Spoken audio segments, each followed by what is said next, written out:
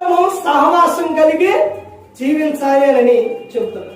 ప్రతి ఆదివారం మీకు ఒక అంశం చెబుతున్నారు. ప్రతి ఒక్క ఆదివారం కూడా ఒక అంశం మీద వెళ్తున్నారు. అంటే చెప్పిందే కాకుండా మరలా కొత్త విషయాల మీద వెళుతారు.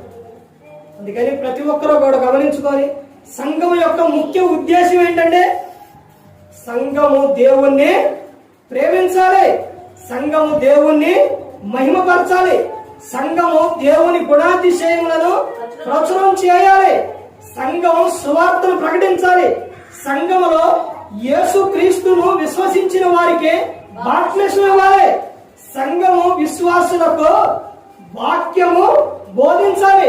సంఘం ఈ రోజున విశ్వాసులకు వాక్యం బోధిస్తుందంటే వాక్యం బోధిస్తుందా? బోధించే వారిగా లేరు, చెప్పే వారిగా లేరు. ఎంతవరకు వినటం దాన్ని ఏం చేస్తున్నారు? వదిలేయటమే. తర్వాత సంఘము క్రమశిక్షణ కలిగి ఉండాలి. సంఘంలోకి వచ్చినప్పుడు నీ ప్రవర్తన జాగ్రత్తగా ఉండాలి. సంఘానికి వెళ్ళినప్పుడు జాగ్రత్తగా వెళ్ళాలి.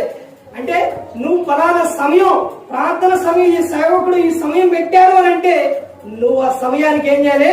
రావాలి. ఏదన్నా ఒకసారి కొంచెం అర్జెంటుగా కుదరగా రాకపోతే తప్పదేమో కానీ నువ్వు ఎప్పుడు కూడా క్రమం అనేది సమయాన్ని తప్పించకూడదు. పిల్లల స్కూల్కి 8 గంటలకు వ్యాన్ వస్తుందంటే 8:30 రెడీ చేస్తారా? రెడీ చేయరు. 8:30కే ఇంకా పావు తక్కువ 8ంటికి ముందే పావు గంట అర్ధగంట ముందే ఉంటారు బయట. వ్యాన్ వస్తుందనంటే 8:30కి ఎందుకు తీసుకురా బయటికి? ఆ టైంకి ఏమైపోతుందండి? వ్యాను వెళ్ళిపోతుంది.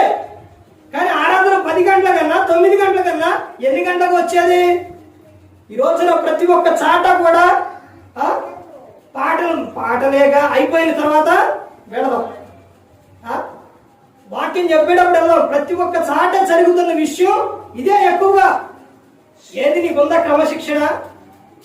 క్రమశిక్షణ ఉందండి. అన్నిటిలో మనిషి క్రమశిక్షణ తీసుకుంటావు. జాబ్కి వెళ్ళే విషయాల్లో 9 గంటలకు డ్యూటీకి వెళ్ళాలంటే నువ్వు ఎన్ని గంటలకు వెళ్తావు? 10 నిమిషాలు ముందే వెళ్తావు. ఎందుకని?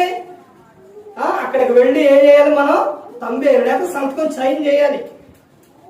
కూలి పనికి వెళ్ళేటప్పుడు కానీ ఏ పనికి వెళ్ళినా దేనికైనా కానీ అన్నిటిలో ముందే ఉంటాను. కానీ దేవుని మందిరానికి వచ్చే విషయాలు నువ్వు ఎప్పుడు వెళ్తున్నావు? ఎప్పుడు వస్తున్నావు? క్రమశిక్షణ ఉందంటే సంఘం ఏం కలిగి ఉండాలని చెప్తున్నారు? క్రమశిక్షణ కలిగి ఉండాలి. పెట్టి మాట్లాడించిన తండ్రి దేవునికి కృతజ్ఞతలు చెల్లిస్తూ ఇంతవరకు శ్రద్ధగా ఉన్న మీకు ప్రభు పేట హృదయపూర్వకంగా చెల్లిస్తూ మాటలు ముగిస్తున్న అందరికీ వందనాలు.